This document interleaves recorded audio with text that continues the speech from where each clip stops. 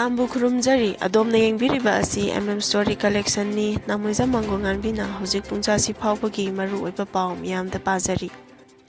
Ahanbada maru oiba paw pazari. Ungkhatnaba Leirabsu Wari Sanaduna state asida Tangdu Leitana Chaokhtpa Ngmgni haina Chief Minister Khemchand na phongdokre. Mathang thada Rajya Sabhyagi member kunhumdoi join tawdoiba asida hanagi Chief Minister Nongthombam Biren yauba yana leire hairi. Imphal Ukhrul Lambigi Sankai Khul Kuki Village da excavator sizinaduna lambi tawkhaibadagi Imphal dagina Ukhrul phaunakhibadu phaunakhidare. Ukhrul district ta hojik thengnaba khudongchadaba singi matangda akhanaba mityeng changbinaba Ukhrul SC ki MLA Ramuiba na CM Yumnam Khemchand gi pukning chingsilakre. Department of Tribal Affairs and Hills na sinduna ngasi Hotel Imphal gi backlone da Janjatia Garima upsat ki saruk ama oina pangthokiba Birsha Lives in News Bharat Bix amasung post matric scholarship ST beneficiary singa interact tawbagi thoramda mahakna phongdokhibani. Ngasi pangthokiba thoram aduda mari leinana CM Yumnam Khemchand na scholarship asi kumja lishing ani kunithoi dagi Prime Minister Narendra Modi gi asanba mieng amaga loinana pi gi bahokhibani. Laiba asi da laiminariba phurup kanglu khudingmak manaba thakta chaukhatminanaba pandamda Prime Minister na luching makhada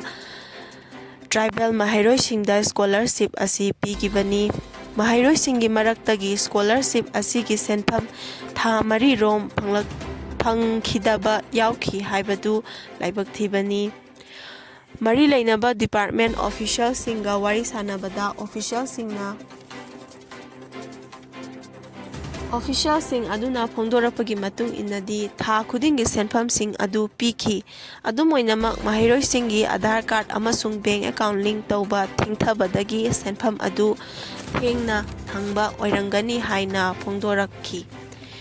Maram aduna mahairoi singna thengnariba khudongchadabasing asi kokhannaba paikhatpa yaba khongthang khudimak paikhatnaba official singda khanghankre. Nakal amaromda phurup kunthra taruk lom khundaminariba lam asida tampaki lam khara chaukhatlaga Manipur chaukhatle haiba kaidongnungda yaroi. Manaba maongda Manipur chaukhattana chaukhatle haiba yaroi. Maram aduna lamdam asida su chingtam punna chaukhatminanaba hotnaminabagi tangaiphdaba lai. Chaokhtpa lamdam ama oihange hairabadi lamdam asida Tangdu Leitaba hanjilhanba haibasina khwaidagi ahanba khongthang oigadabani. Tangdu Leitaba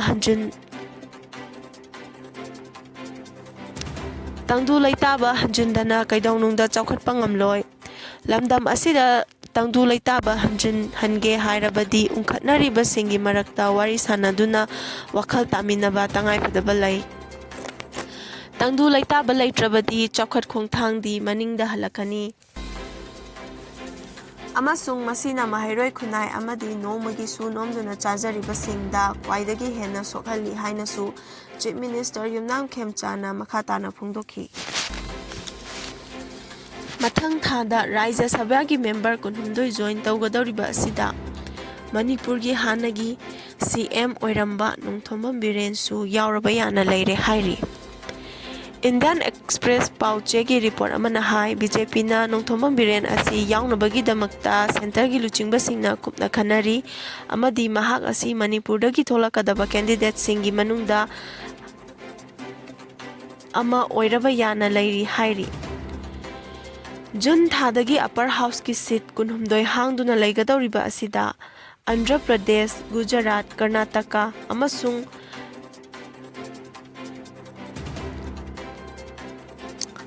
June thadagi upper house ki seat kunhumdoi hangduna leigadoriba asida Andhra Pradesh, Gujarat, Karnataka gi seat mari Madhya Pradesh amasung Rajasthan gi seat ahum amadi Meghalaya amasung Manipur, Uttarakhand amasung Arunachal Pradesh ki seat amamam yauri. Hiram asigi matangda Chief Minister Nongthombam Biren na hai Sabhyagi member Rajya Sabhyagi member ama oina join taunabagi pau asi tare adubu hojik phawbagi oina hiram asiga mari leinana center gi luchingba singna hakthingna pau pirakpa leitri Delhi dagi BJP ki luchingba amana su development asi oithokpa yana bagi chang wangna leire amadi hiram asigi matangda kupna khanakhrabani hai Ngarang Imphal Ukrul lambi gi Litan Police Station na konba lengang ching amasung TS kasum ani nanakna na leiba sankai kuki khulgi area da kuki khulai paiba singni singna Imphal dagi pochai puduna chatkiba singda attack sathaki ba aduda FCI godown gi truck driver ama hatkibada natana police personnel ama sohan khraba matung kuki singna Imphal to Ukrul lambi da excavator sizinaduna tokhaibadagi lambi phauna khidre hairi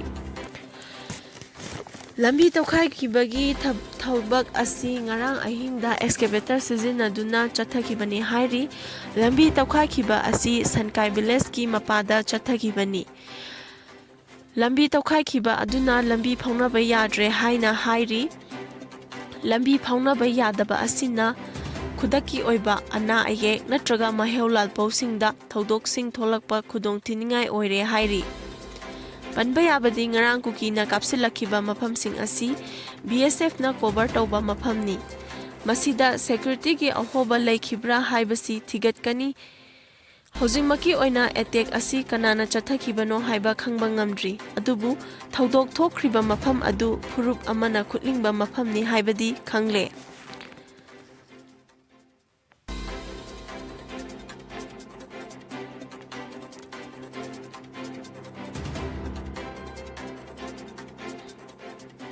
thodok asi hakchinna lauduna thodok asigi matangda chap chaba action lokhatkani haina Home Minister Govindas Konthojamna phongdokre Kakching Higher Secondary School ki principal transfer tawba yaroi haina school asigi mahairoi singna tha asigi kunithoi dagi class boycott tawba yauna chara henbagi khongjang changsin khraba matung Kakching district pumba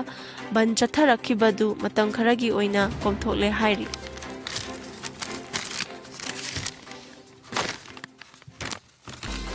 Hiramasi matangda magazine secretary Moirang Them Google na hai school asigi student union gi mihut singna wabagai asigi MLA Usang Deben amadi education S ki joint director ga unakre MLA amadi joint director unaba aduda positive oiba response pirakpa maramna mahiroi sing changsan kiba khongjang adu matang khara handokpani adum oinamak chap chaba pakhum phangdri phawadi mahiroi sing changsin kiba mahiroi singna changsin kiba class boycott tawba yauna school administration tingjanbagi khongjang adudi makha tana changsin kigani haina mahakna phongdoki